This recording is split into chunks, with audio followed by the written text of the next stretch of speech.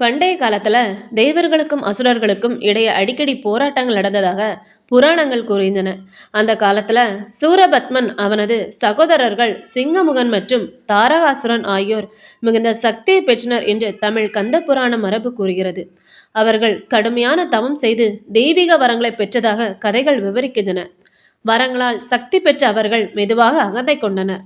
இந்த உலகத்தில் எங்களை யாராலும் வெல்ல முடியாது என்று நினைத்தனர். அவர்கள் தேவர்களின் உலகத்தையும் துன்புறுத்த தொடங்கினர். தேவர்களின் அரசனான இந்திரன் கவலையடைந்தார். பல தேவர்கள் தங்கள் இடங்களை இழந்தனர். தேவர்களின் அமைதி குலைந்தது. எங்கு பார்த்தாலும் அச்சம் நிலவியது. அப்போது தேவர்கள் அனைவரும் ஒன்று கூடி ஒரு தீர்வை தேடினர். தேவர்கள் முதலில் பிரம்ம தேவரிடம் சென்றனர். பின்னர் விஷ்ணுவையும் நாடினார். ஆனால் அசுரர்களை வெல்வதற்கான தீர்வு ஒரு சாதாரண போர் வீரரால் கிடைக்காது என்று புராண மரபுகள் கூறுகின்றன. அப்போது அனைவரின் பார்வையும் சிவபெருமானை நோக்கி திரும்பியது. சிவபெருமான் கைலாயத்தில் ஆழ்ந்த தியானத்தில் இருந்தார். தேவர்கள் அவரை அணுகினர். அவர்கள் தங்கள் துயரத்தை தெரிவித்தனர். அசுரர்களின் கொடுமையால் உலகத்தில் அமைதி இல்லை. எங்களை பாதுகாக்க ஒரு தெய்வீக சக்தி தேவை என்று வேண்டினர். அப்போது பிரபஞ்சத்தின் நன்மைக்காக சிவபெருமானின் சக்தியிலிருந்து ஒரு தெய்வீக குழந்தை தோன்ற வேண்டும் என்ற நிலை உருவானதாக புராணங்கள் கூறுகின்றன. சிவபெருமான் தனது தெய்வீக சக்தியை வெளிப்படுத்தினார். புராண கதையில் சிவபெருமானின் மூன்றாவது கண்ணிலிருந்து 6 ஒளிமிக்க தீப்பொறிகள் தோன்றியதாக கூறப்படுகிறது. அவை சாதாரணமான நெருப்பு அல்ல, அளவற்ற சக்தி கொண்ட தெய்வீக ஒளிப்பொறிகள். அந்த ஒளியின் வெப்பத்தையும் சக்தியையும் தேவர்களால் தாங்க முடியவில்லை. அந்த 6 தீப்பொறிகளும் உலகத்தை ஒளியாய் நிரப்பின. தேவர்கள் வியப்புடன் பார்த்தனர். இந்த தெய்வீக சக்தியை எங்கே பாதுகாப்பாக வைத்திருக்க முடியும் என்று அவர்கள் சிந்தித்தனர். அப்போது சிவபெருமான் அந்த தீப்பொறிகளை சரியான இடத்திற்கு எடுத்து செல்ல ஏற்பாடு செய்தார். தீயின் தெய்வமாக போற்றப்படும் அக்னி பகவான் சிவனின் அந்த தெய்வீக தீப்பொறிகளை எடுத்து செல்லும் பொறுப்பை ஏற்றார். அக்னி பகவான் மிகுந்த மரியாதையுடன் அந்த 6 தீப்பொறிகளையும் தாங்கினார். ஆனால் அவை சாதாரணமான நெருப்பை விட அளவற்ற சக்தி கொண்டவை. அவற்றின் வெப்பம் அதிகரித்து கொண்டே இருந்தது. அக்னி பகவானால் அந்த சக்தி நீண்ட நேரம் தாங்குவது கடினமானது. அப்போது உதவியாக வாயு பகவான் வந்ததாக கதை கூறுகிறது. வாயு அந்த ஒளிப்பொறிகளை பாதுகாப்பாக எடுத்து செல்ல உதவினார். இருவரும் அந்த தெய்வீக சக்தியை சரியான இடத்திற்கு கொண்டு செல்ல முயன்றனர். இறுதியில் அந்த பொறிகள் கங்கை நதியுடன் தொடர்புடையதாக புராண கதைகள் விவரிக்கின்றன. கங்கை தேவி அந்த தெய்வீக சக்தியை ஏற்றுக்கொண்டார். ஆனால் அந்த சக்தியின் வெப்பமும் ஒளியும் அளவற்றதாக இருந்தது. கங்கை நதியின் நீரோட்டம் வழியாக அந்த ஒளிப்பொறிகள் எடுத்து செல்லப்பட்டன. இறுதியில் அவை ஒரு அழகான நாணல் காடுகளால் சூழப்பட்ட புனிதமான நீர்நிலை அடைந்தன. அந்த இடம் சரவண பொய்கை என்று அழைக்கப்படுகிறது. சரவணம் என்பது நாணல் காடு அல்லது நாணல்கள் நிறைந்த இடம் என்ற பொருளில் விளக்கப்படுகிறது. அதனால் அங்கே தோன்றிய தெய்வீக குழந்தை பின்னர் சரவணன் என்று அழைக்கப்பட்டார். சிவபெருமானின் 6 தீப்பொறிகளும் சரவண பொய்கை அடைந்தன. அந்த தெய்வீக ஒளி மெதுவாக 6 அழகான குழந்தைகளாக மாறியது என்று புராணம் கூறுகிறது. அந்த 6 குழந்தைகளும் தெய்வீக ஒளியுடன் பிரகாசித்தனர்.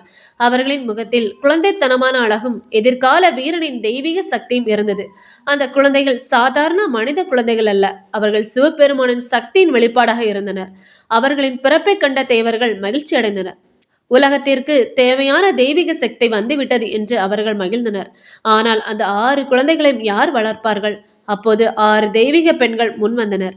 புராண மரபில் கார்த்திகை பெண்கள் அல்லது கிருத்திகைகள் என்று அழைக்கப்படும் 6 தெய்வீக பெண்கள் அந்த குழந்தைகளை வளர்த்ததாக கூறப்படுகிறது.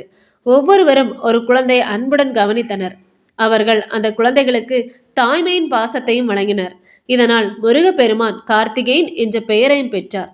அந்த 6 குழந்தைகளும் அன்புடன் பாதுகாப்புடன் வளர்ந்தனர். ஒவ்வொரு குழந்தையும் தனித்தனியாக தெய்வீக சக்தியை கொண்டிருந்ததாக பக்தி மரபுகள் கூறுகின்றன. அவர்களின் ஒளி நாளுக்கு நாள் அதிகரித்தது. அவர்களின் சக்தியை பார்த்த தேவர்கள் அனைவரும் வியந்தனர். அப்போது பார்வதி தேவி தனது தெய்வீக குழந்தைகளை பார்க்க வந்தார். பார்வதி தேவி சரவண பொய்கைக்கு வந்தார். அங்கு 6 குழந்தைகள் இருப்பதை பார்த்தார். ஒவ்வொரு குழந்தையும் தெய்வீக ஒளியுடன் பிரகாசித்தது. அன்னை பார்வதி அந்த 6 குழந்தைகளும் மிகுந்த பாசத்துடன் அணைத்தார். அந்த தெய்வீக அணைப்பின் மூலம் 6 குழந்தைகளும் ஒன்றிணைந்து ஒரு குழந்தையாக மாறின. ஆனால் அந்த குழந்தைக்கு 6 முகங்கள் இருந்தன. அதனால் அவர் ஆறுமுகன், ஷண்முகன், ஆறுமுக பெருமான் என்று அழைக்கப்பட்டார். 6 முகங்களும் 6 திசைகளை நோக்கி இருப்பதாகவும் அனைத்தையும் கவனிக்கும் தெய்வீக ஞானத்தின் அடையாளமாகவும் பக்தி விளக்கங்கள் கூறுகின்றன. இந்த 6 முகங்களை குறித்து பல்வேறு ஆன்மீக விளக்கங்கள் உள்ளன. முருகப்பெருமானின் மிகவும் பிரபலமான மந்திரங்களில் ஒன்று ஓம் சரவண பவ. இந்த பெயர் அவரது பிறப்புடன் தொடர்புடையதாக கருதப்படுகிறது. சரவண பொய்யில் தோன்றியவர் சரவண பவன். சரவண பவா என்ற 6 எழுத்துக்கள் முருகப்பெருமானின் 6 முகங்களுடன் தொடர்பு படுத்தி பக்தி மரபில் கூறப்படுகின்றன. சரவண பவா இந்த 6 எழுத்துக்களும் 6 முகங்களின் தெய்வீக சக்தியை நினைவுபடுத்துவதாக பக்தர்கள் நம்புகின்றனர். அதனால் முருக பக்தியில் சரவணபவ என்ற மந்திரத்திற்கு தனி சிறப்பு உள்ளது. முருகப்பெருமான் சாதாரணமான குழந்தையை போல வளரவில்லை என்று புராண கதைகள் கூறுகின்றன. அவர் சிறு வயதிலேயே ஞானமும் வீரமும் கொண்டவராக இருந்தார். தேவர்கள் அவர்களை பார்த்து வியந்தனர். சிவபெருமானும் பார்வதி தேவியும் தங்கள் மகனின் தெய்வீக சக்தியை அறிந்திருந்தனர். அவர் எதிர்காலத்தில் தேவர்களின் படைத்தலைவராக பொறுப்பேற்கப் போகிறார். அவர் அசுரர்களின் அநீதியை முடிவுக்கு கொண்டு வரப் போகிறார். அவர் தர்மத்தை நிலைநாட்டப் போகிறார். அதனால் முருகப்பெருமானுக்கு தெய்வீக பயிற்சியும் அறிவும் வழங்கப்பட்டதாக கூறப்படுகிறது. முருகப்பெருமானின் வாழ்க்கையில் மிகவும் பிரபலமான கதைகளில் ஒன்று பிரணவ உபதேசம். ஒருமுறை சிவபெருமான் முருகனிடம் ஓம் என்ற பிரணவ மந்திரத்தின் உண்மையான பொருள் என்ன என்று கேட்டதாக ஒரு பிரபலமான தமிழ் பக்தி மரபு கதை கூறுகிறது. முருகன் அதன் ஆழமான தத்துவத்தை விளக்க தயாரானார். ஆனால் ஒரு நிபந்தனை வைத்தார். குருவிடம் சீடன் மரியாதையுடன் அமர்ந்து கேட்க வேண்டும் என்றார். இதனால் முருகப்பெருமான் சுவாமிநாதன் என்ற பெயரையும் பெற்றார். தந்தையாக சிவபெருமானுக்கே குருவாக விளங்கியவர் சுவாமிநாத சுவாமி திருக்கோயில் தொடர்பு படுத்தப்படுகிறது. இந்த நிகழ்வு முருகப்பெருமான் வெறும் போர் வீரர் மட்டுமல்ல, அவர் ஞானத்தின் வடிவம் என்பதையும் காட்டுகிறது. முருகப்பெருமானின் அடையாளங்களில் மிகவும் முக்கியமானது வேல். அது வெறும் போராயுதமாக மட்டும் பார்க்கப்படுவதில்லை, அது ஞானத்தின் அடையாளமாகவும் விளக்கப்படுகிறது. அசுரர்களின் அநீதியை முடிவுக்கு கொண்டு வர முருகன் தயாரான போது பார்வதி தேவி அவருக்கு தெய்வீக வேலை வழங்கினார் என்று கந்த புராண மரபு கூறுகிறது. அதனால்தான் முருக பக்தர்கள் வேல் வேல் வெற்றிவேல் என்று பக்தியுடன் கூறுகின்றனர். முருகப்பெருமான் வளர்ந்த பிறகு தேவர்கள் அவரை தங்கள் படையின் தலைவராக ஏற்றுக்கொண்டனர். அவர் தேவ சேனாதிபதி என்று அழைக்கப்பட்டார். தேவர்களை துன்புறுத்திய அசுரர்களுக்கு எதிராக போரிட வேண்டிய நேரம் வந்தது. முருகன் தனது படைகளுடன் போருக்கு தயாரானார். இது சாதாரணமான போர் அல்ல, அதர்மத்திற்கும் தர்மத்திற்கும் இடையிலான போரின் அடையாளமாக புராணங்கள் இதை விளக்குகின்றன. முருகப்பெருமானின் வீரத்தை பார்த்த தேவர்கள் அனைவரும் நம்பிக்கை பெற்றனர். முருகப்பெருமான் முதலில் பல அசுரர்களை எதிர்கொண்டதாக கந்த புராண கதைகள் கூறுகின்றன. சிங்கமுகன் மிக பெரிய சக்தி கொண்ட அசுரன். அவருடன் நடைபெற்ற போர் கடுமையானதாக விவரிக்கப்படுகிறது. முருகன் தனது தெய்வீக சக்தியாலும் வேலின் வலிமையாலும் அசுரர்களின் சக்தியை முறியடித்தார்.